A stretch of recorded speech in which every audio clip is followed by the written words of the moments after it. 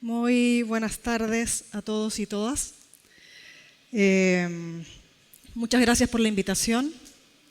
Es un tema que a nosotros como Consejo de Políticas de Infraestructura nos apasiona de conversar y fue muy esperanzador escuchar al ministro de la Secretaría de Infraestructura y Transporte en cómo están planificando la infraestructura de Honduras.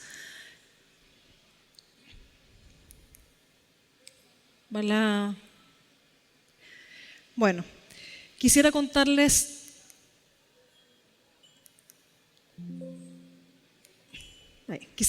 un poco quiénes somos, qué es lo que es el Consejo de Políticas de Infraestructura. Es un consejo que es privado, sin fines de lucro.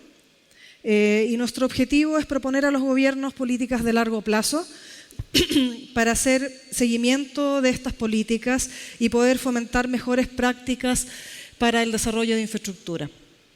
En general, lo que generamos dentro de este consejo es generar un espacio de encuentro y de diálogo que nos permita develar intereses comunes y que podamos ahí converger actores públicos, privados y de la academia para poder hablar sobre el ámbito de la infraestructura pública.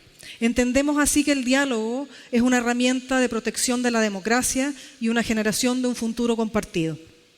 La inversión en infraestructura, sin duda, es clave para generar desarrollo económico y una mejor calidad de vida para todos los habitantes. Nuestro consejo está conformado por 79 consejeros que representan asociaciones gremiales, a empresas de la industria, a universidades y a socios individuales. Y dentro de esos socios individuales hemos logrado tener a los 4 expresidentes de la República que están vivos hasta hace poco. Falleció uno, así que tenemos a 3 expresidentes de la República, a los exministros de Obras Públicas, de Economía, de Hacienda, Vivienda, de Transporte, entre otras autoridades de los distintos gobiernos, a académicos connotados de las universidades de nuestro país y profesionales con destacada trayectoria en el ámbito de la infraestructura. Los temas que nosotros vamos trabajando en el Consejo de Políticas de Infraestructura principalmente están abocados a temas de financiamiento y asociación público-privada, a recursos hídricos porque somos un país que tenemos una escasez hídrica bastante grande, a energía, a logística mayor, a infraestructura y ciudad y a institucionalidad y gobernanza para la infraestructura pública. Tenemos temas relevantes que trabajar en nuestro país, como es la inclusión de las mujeres en la infraestructura en todos los ámbitos, desde las etapas iniciales de los proyectos hasta la construcción y los servicios de infraestructura, así como también las mujeres liderando en los directorios de las empresas y en el mundo público. También tenemos un trabajo importante con los jóvenes y con la academia para poder mostrar lo que significa gestionar y hacer proyectos de infraestructura que son tremendamente difíciles. Generamos diálogos y seminarios. Estamos presentes en las redes sociales y en los informativos diarios para poder dar a conocer lo que significa la infraestructura pública y tenemos programas de certificaciones para principalmente los jóvenes y además propuestas a las distintas candidaturas a los gobiernos nacionales y a los gobiernos regionales para proponerles políticas de largo plazo en infraestructura. Me quiero detener aquí, ahí tenemos las 2 propuestas, las 2 últimas propuestas que nosotros hicimos para los candidatos a presidentes de la República, y lo que hacemos es el seguimiento de si es que los gobiernos toman las propuestas de infraestructura, y la verdad es que en este gobierno nos ha ido bastante bien con las propuestas que hicimos como consejo, y este año por primera vez hicimos una propuesta a los candidatos a gobernadores regionales, porque Chile tiene una política de descentralización donde las regiones tienen gobernadores electos por primera vez en nuestro país y por lo tanto hicimos esta propuesta que se llama Infraestructura para el Desarrollo de las Regiones. En este momento la estamos divulgando y esperamos que tenga una buena acogida también. Quisiera comentarles que además de las propuestas que nosotros hemos ido trabajando, hay una que se llama el Plan Director de Servicios de Infraestructura de Chile al 2055. En esto lo que hemos querido hacer es mostrar que el país necesita una visión de futuro para poder conversar de infraestructura. Si no tenemos una visión para dónde vamos como país, es muy difícil que después queramos hablar de infraestructura habilitante o generar y hacer planes de desarrollo. Por lo tanto, este plan director es la mirada que estamos teniendo como país para poder luego hablar de lo que significan las grandes obras de infraestructura que necesita nuestro país. Y otra propuesta que tenemos hace más de 5 años y que hemos estado trabajando es la propuesta de un proyecto de ley de un Consejo Asesor Presidencial en Infraestructura Pública que pueda trabajar con todos los gobiernos de turno y que haga que traspasen los grandes proyectos de un gobierno a otro sin mayor dificultad y sin tener que estar contando todo el tiempo qué es lo que son cada uno de esos proyectos.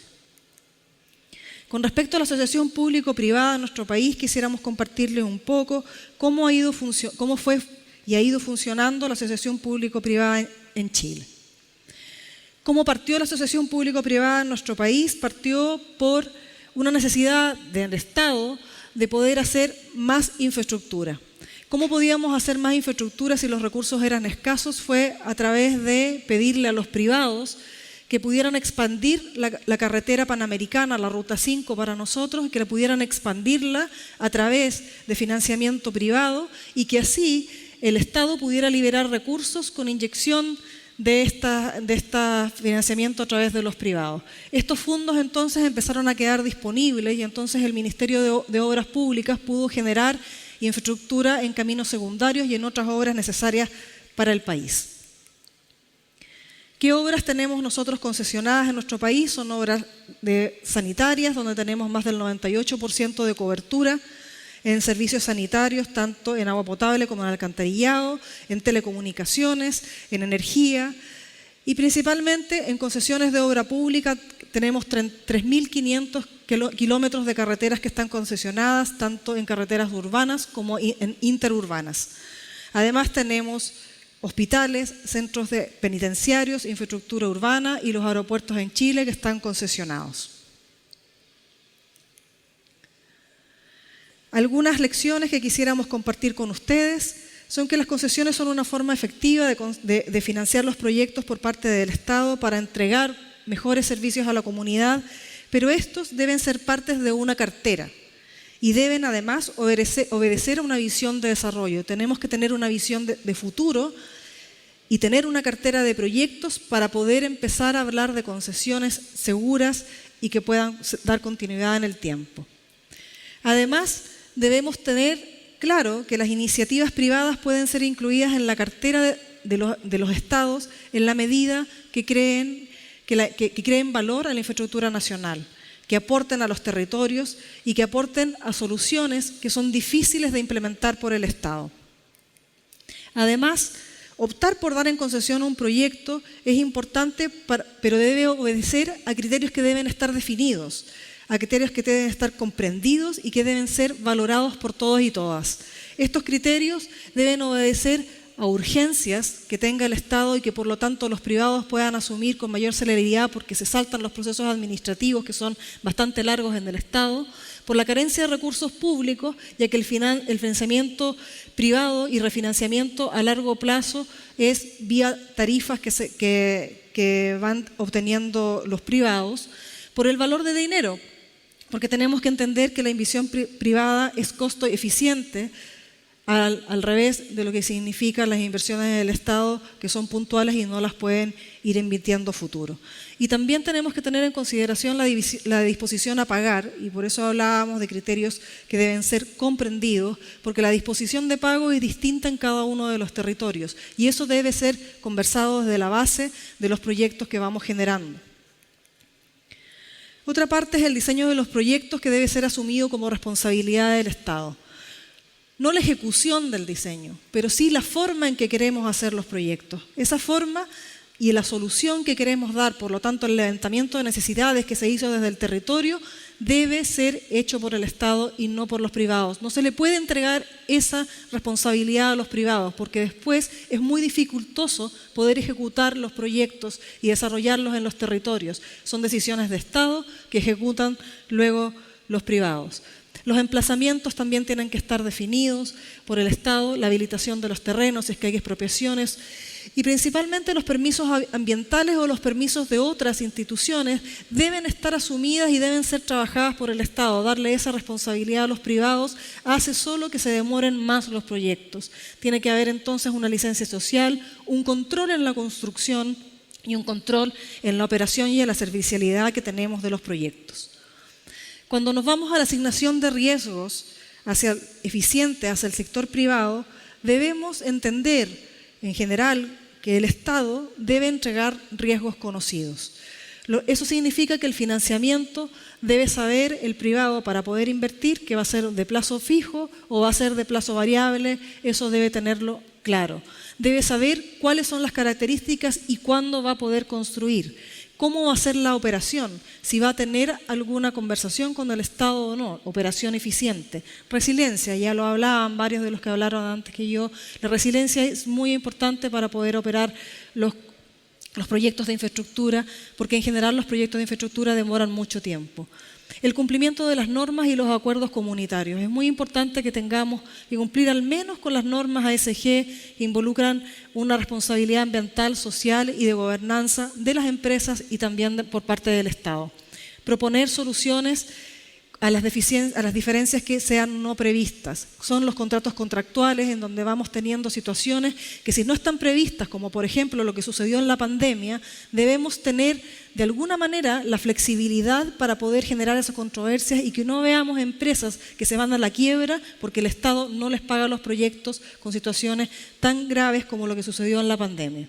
Y entregar información en forma oportuna y transparente, considerando que no hay que olvidar que el negocio que se hace es sobre bienes públicos. Es muy importante que tengamos eso claro. Los contratos deben ser flexibles.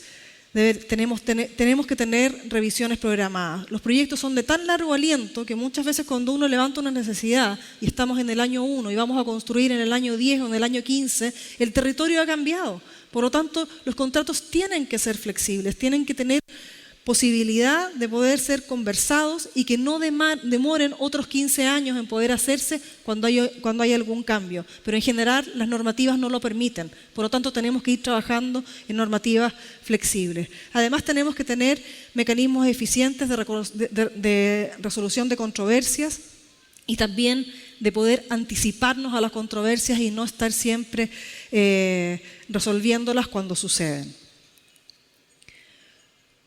Otra de las cosas que hemos visto es que las obras, si son tarificadas, deben recuperarse la inversión en el periodo de la vida útil del activo.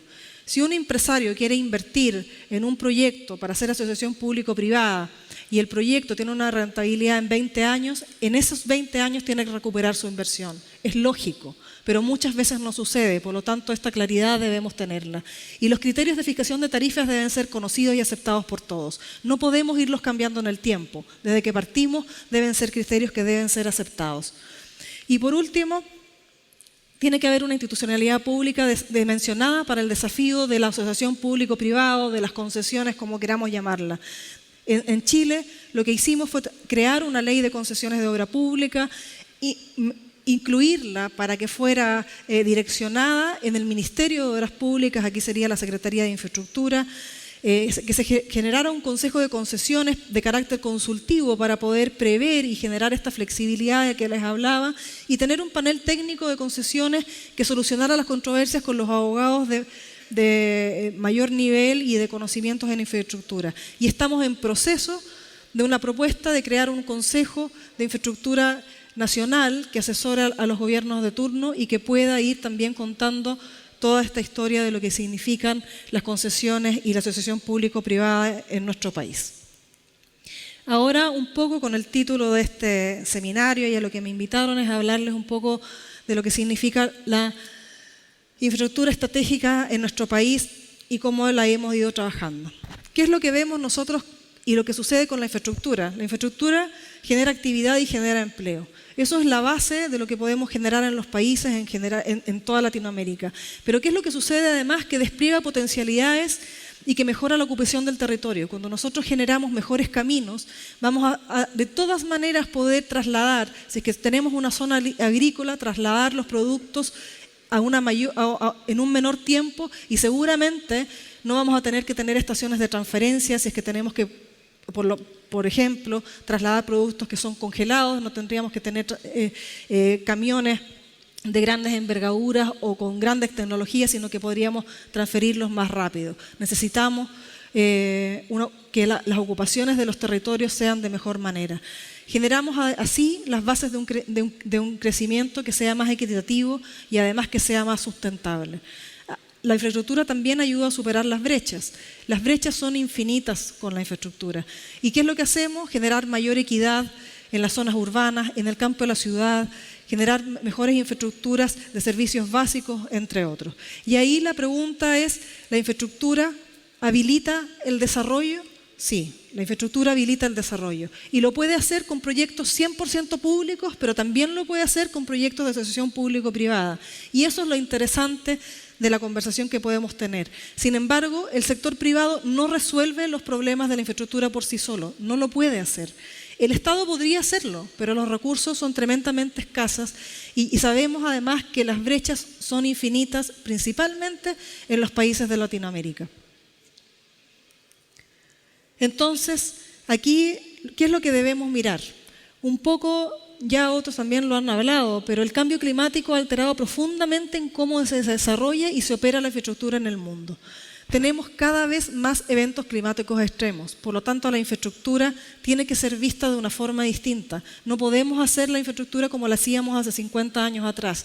Debemos ya saber, en el caso de ustedes tienen huracanes, en Chile creo que lo único que no tenemos es huracanes, pero tenemos todos los otros riesgos de desastres naturales. Somos el país más volcánico del mundo, el país más sísmico del mundo. Y por lo tanto, si nosotros no tuviéramos una norma sísmica, el país en cada terremoto o en cada temblor se nos caería. Por lo tanto, tenemos normas muy estrictas de construcción. Y por otro lado, tenemos que promover el desarrollo de las bajas de emisiones de carbono. Hay compromisos al 2030 de casi todos, yo creo, los países del mundo. ¿Y qué es lo que generan esos compromisos? Generan que tenemos que minimizar la pobreza en el mundo, tenemos que aumentar el crecimiento, tenemos que hablar de sustentabilidad ambiental, tenemos que hablar de inclusión en nuestros países y tenemos que tener mayor transparencia y mayor gobernanza. ¿Qué debemos seguir mirando? Los países estamos expuestos entonces a todos estos grandes cambios. En nuestro país principalmente estamos con una crisis hídrica de grandes magnitudes. Estamos en medio de cambios tecnológicos que de verdad son sin precedentes. Yo no sé si es que nos hubiéramos imaginado hace 10 años cómo íbamos a estar con los cambios tecnológicos y si podíamos imaginarnos la inteligencia artificial si no fuera solo en las películas o con los autos voladores, porque eso pensábamos que iba a ser en años futuros y resulta que ya hay taxis voladores y ya tenemos drones que están mirándonos desde arriba bastante fácilmente. Nuestras formas de vida entonces están cambiando. Tenemos una educación distinta, tenemos formas de empleo distintos. Nunca nos hubiéramos imaginado, si no hubiera sido por la pandemia, que podíamos tener teletrabajo. Tenemos demandas de participación ciudadana que son cada vez mayores. Vamos viendo que la ciudadanía está cada vez más empoderada y por lo tanto exige que los proyectos sean cada vez mejores. Tenemos un aumento de la población en nuestro país, un crecimiento vegetativo donde vemos que la población se nos envejece y por lo tanto las infraestructuras también tienen que ser orientadas a la tercera edad y de formas distintas. Y esa visión aún no la tenemos y tenemos que hacerla. Y también tenemos procesos migratorios que nos han pegado muy fuertemente a todos los países de América Latina. En Chile tenemos 1,5 millones de migrantes y más de 1 millón son venezolanos. Tenemos que hacernos cargo de lo que está sucediendo. Y de esta manera tenemos que revisar entonces todos los proyectos que diseñamos, que construimos y que mantenemos en nuestros países.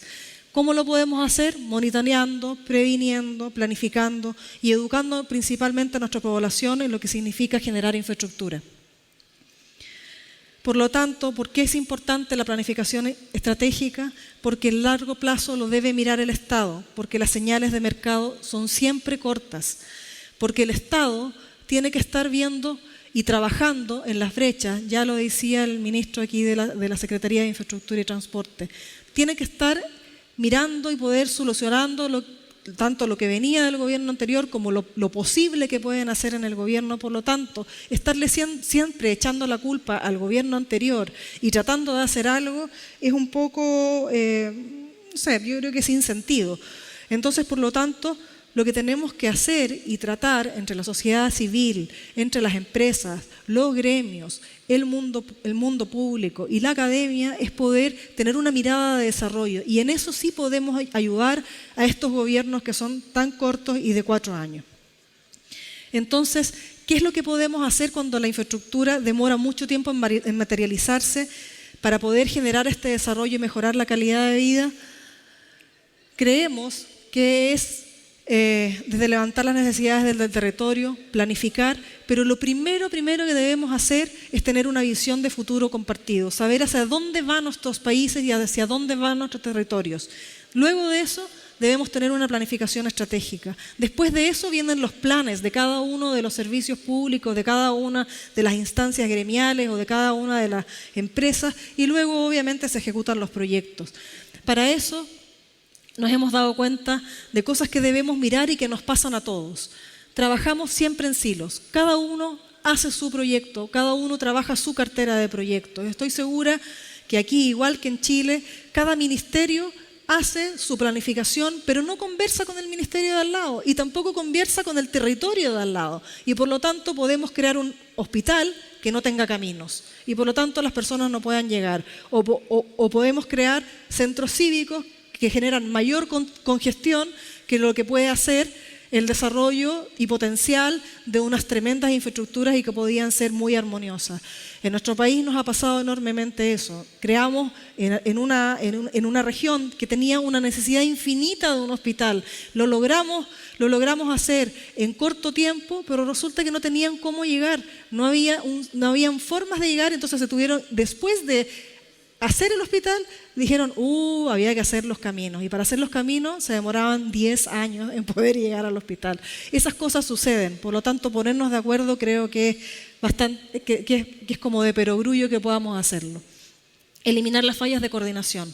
En general, nadie quiere conversar. Cada uno hace su proyecto y no quiere conversar los unos con los otros. Eso pasa también desde el mundo público. El diálogo y la participación ciudadana son vitales porque la ciudadanía quiere ser parte de los proyectos, quiere estar en el diseño de los proyectos. La relación con el territorio y la ciudad es imprescindible. Los servicios son a las personas. Hacemos infraestructura para las personas. Consideramos ya los ciclos políticos, ya lo hemos hablado, con ciclos políticos de 4 años. Es casi imposible que digamos que un gobierno de 4 años va a generar infraestructura levantando una necesidad y que va a generar el proyecto. Es imposible, lo van a hacer y lo van a inaugurar seguramente en 2 periodos después las autoridades que vengan. La gestión de los proyectos es vital. Debemos gestionar los proyectos de buena manera. Debe haber transparencia y información de los proyectos, por lo tanto todos deben conocerlos. Es algo que nos falta mucho todavía. No es solo la accountability de decir cómo lo han pagado, si es transparente el dinero que entregan con el presupuesto de la nación y cómo lo gastaste, sino la información de los proyectos, cómo van avanzando. Muchas veces ni siquiera sabemos cuáles son los avances del proyecto y yo creo que en este foro, cuando estuvimos antes, nos fuimos dando cuenta además de algunas cosas que ni siquiera sabíamos que estaban ocurriendo, por lo menos en este país, y a nosotros en Chile nos pasa mucho también, que cuando conversamos con las autoridades, cuando conversamos con los que están desarrollando los proyectos, nos vamos dando cuenta que teníamos una carencia de información importante. Y otro tema que les puse ahí, que es la invisibilidad de la infraestructura. En general, la infraestructura la ocupamos, pero no nos damos cuenta que existe la infraestructura hasta que sucede algo. Nos damos cuenta que el puente existe cuando el puente se cae, porque antes solo ocupábamos el puente. O nos damos cuenta que la infraestructura eléctrica existe cuando se nos corta la luz. Y ahí decimos, ¿por qué se cortó la luz? Bueno, porque se cayó una torre de alta tensión o porque efectivamente hay restricción eléctrica. Y así podría ser en la mayoría de los proyectos. Eso es un poco un gráfico de lo que demora un proyecto, que es un proyecto simple y que lo hemos conversado con instituciones internacionales y llegamos a que efectivamente un proyecto de infraestructura no dura menos de 10 años. Y eso es si es que tenemos un financiamiento absolutamente claro, si es que la evaluación ambiental salió simplecita, si no tenemos expropiaciones, si los permisos sectoriales pasaron, y si las aprobaciones todos corrieron y estábamos todos de acuerdo. Pero si no es así, podemos demorarnos bastante más. En Chile se identifican 439 permisos. De esos 439, 309 tienen que pasar por el visto bueno, la firma de alguien. Y de esos 69 son sumamente importantes e imprescindibles o prioritarios. Por lo tanto, todos los proyectos al menos deben ser firmados por 69 personas que tienen que estar disponibles para que podamos hacer un proyecto de infraestructura. Por lo tanto, de nuevo, ¿qué variables debemos considerar para poder avanzar en infraestructura pública? Es ver qué organismos tienen multiplicidad de incidencia en un mismo tema. Muchas veces tenemos a un Ministerio de Medio Ambiente, pero resulta que un municipio o un departamento o otro servicio público ve exactamente lo mismo o te está pidiendo el mismo permiso, pero con otras características y tienes que sacar otro papel. Y eso lo que hace es demorarte 6 meses o 1 año en un papel que pide exactamente lo mismo, es para el mismo fin, pero lo pide otro servicio. Y tú se los puedes decir, pero te dicen, así es y esto es lo que yo quiero. También el trabajo en silos, que ya lo hablamos. Cada uno hace su planificación y trabaja para sus proyectos. Y por último, la relación de desconfianza entre los distintos sectores involucrados, en que nadie conversa con nadie. Aquí quisiera darles un ejemplo de un proyecto que es un proyecto emblemático para nuestro país, es el puerto exterior de San Antonio. Nosotros somos un país marítimo. Necesitamos sacar nuestras exportaciones por los puertos y necesitamos necesariamente importar. Estamos bloqueados, tenemos el mar y tenemos la cordillera de los Andes, por lo tanto nosotros necesitamos sacar hacia el Pacífico nuestros productos y que entren también por ahí. Y tenemos ya una escasez de puertos para poder generar el desarrollo económico de nuestro país. Este proyecto, como también sucede aquí con grandes proyectos, va a demorar 23 años en ejecutarse, pero ya hacia el año 2026 vemos que vamos a tener una brecha tremenda en infraestructura y para poder sacar estos proyectos. Ahí quería contarles que este proyecto partió el año 2013, pero recién el año 2018 estuvo la decisión política de la presidenta Bachelet de dejar dicho que sí, este proyecto era un proyecto emblemático para el país y que se iba a hacer. En ese sentido, lo hizo en enero del año 2018, pero en marzo del 2018 tuvimos cambio de gobierno. Por lo tanto, hubo que contarle al presidente que venía siguiente que la presidenta había dicho que sí se hiciera este proyecto y que había que hacerlo, pero hubo que convencerlo. Y él, 6 meses después, por suerte que se convenció rápido, se convenció el mismo 2018 para poder seguir haciendo el proyecto. Pero ¿qué nos ha pasado? Llevamos 5 años esperando la resolución ambiental de este proyecto. ¿Y qué es lo que nos ha pasado? Tenemos problemas con la ciudadanía en la ciudad puerto de San Antonio que no quiere el proyecto. Y nuestro país, sin este proyecto, no vamos a poder seguir con el nivel de exportaciones e importaciones que necesitamos. Por lo tanto, es bien complejo cuando uno no empieza a planificar con la ciudadanía y cuando uno no se puede de acuerdo desde el inicio. O sea, ¿qué es lo que debería haber sucedido aquí? Que el año 2013 todos los actores relevantes deberían haber estado de acuerdo y no haberlo hecho parcializadamente. Quizás ya hacia el año 2030 hubiéramos tenido este proyecto terminado. Este es un proyecto que solo el molo de Abrigo cuesta $1.500 millones y es un proyecto de $3.500 millones con $2.000 millones de inversión privada, uno de los proyectos más grandes que vamos a tener en nuestro país en los próximos años. Bueno, entonces, ¿qué es lo que nos pasa? Las fallas de coordinación. Las fallas de planificación integrada de infraestructura son fatales para este tipo de proyectos. La coordinación deficiente entre las distintas agencias públicas y la falta de visión compartida de futuro, yo creo que es lo que nos pega a todos los países y es lo que vamos a tener que empezar a preocuparnos. Con el paso del tiempo empiezan a aparecer situaciones contractuales, como les comentaba, cambia la forma de impulsar el territorio, los territorios cambian las demandas, cambian los gobiernos nacionales y también cambian los gobiernos locales, cambian las tecnologías y así podríamos seguir enumerando todas las cosas que van cambiando. La infraestructura, creemos, siempre está tensionada en la búsqueda de mejores soluciones. Los desafíos que hemos visto en nuestro país con respecto a la infraestructura están enmarcados en aumentar los montos de inversión. Creemos que necesariamente los países para crecer tienen que aumentar los porcentajes del PIB con respecto a la inversión en infraestructura. Si no lo hacemos, no vamos a seguir creciendo.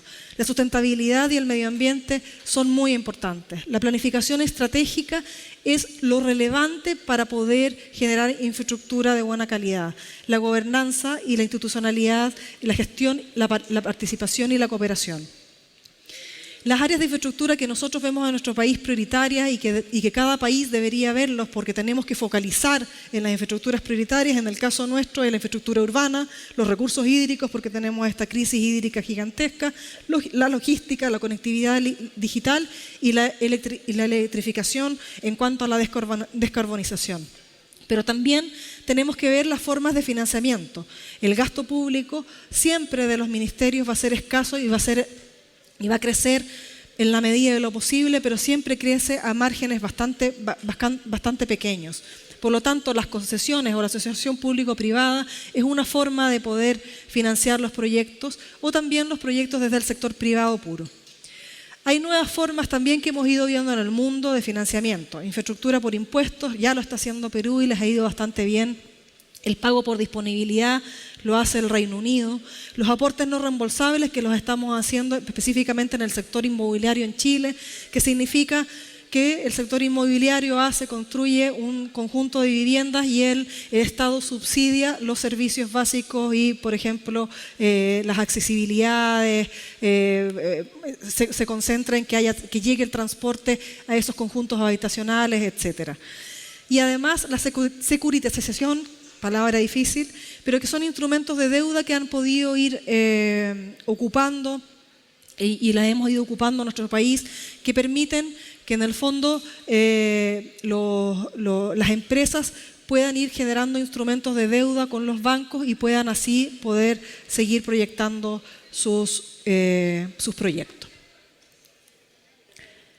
Quiero hablarles un poco y cortito sobre la propuesta de institucionalidad estratégica que nosotros estamos haciendo en nuestro país y que es un proyecto de ley que esperamos que salga de buena manera durante este año y ojalá el otro.